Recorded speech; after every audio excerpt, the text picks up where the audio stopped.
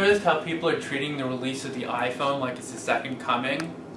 That got me to thinking, what if it actually is? What if the entire Bible had been written by Steve Jobs? Now, I know some people think Apple enthusiasts are a cult, but Steve Jobs wouldn't want to rewrite the entire Bible, just rework it a little bit. For instance, Adam and Eve. The apple is bad? I don't think so. In the Steve Jobs version, the apple is replaced with the Bill Gates, which, while technically not fresh produce, is a little bit fruity. And in Noah's Ark, while most of the animals still get on board, he's never quite able to secure the Beatles. But the Steve Jobs Bible really begins with the story of Exodus. For nearly 400 years, the Appleites had been stuck living in Egypt under the most horrific conditions. Sure, the daily whippings hurt, but what really stung was the first-generation technology. Telecommunications basically meant really loud shouting. The only music player is a harpist refusing to play anything but Susanna Hoffs. But most egregious, not a single product had a company logo on it.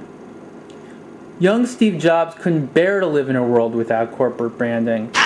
He tried to convince his fellow Appleites to help escape, but nothing was working.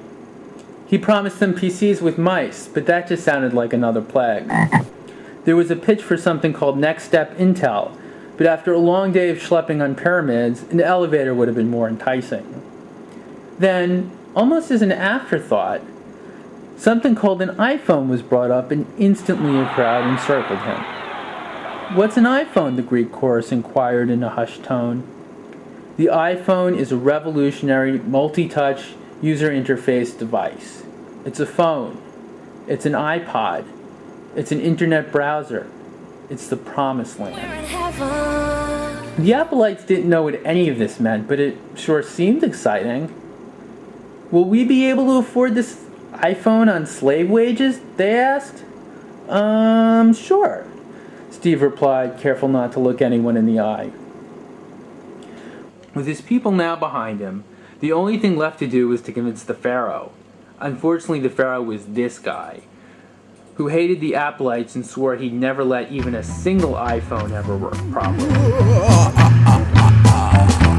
Will Steve Jobs ever find his mythical iPhone? And how much therapy is that kid going to need when he grows up anyway? Find out all this and more in the next pulse-pounding episode of Steve Jobs Bible Stories.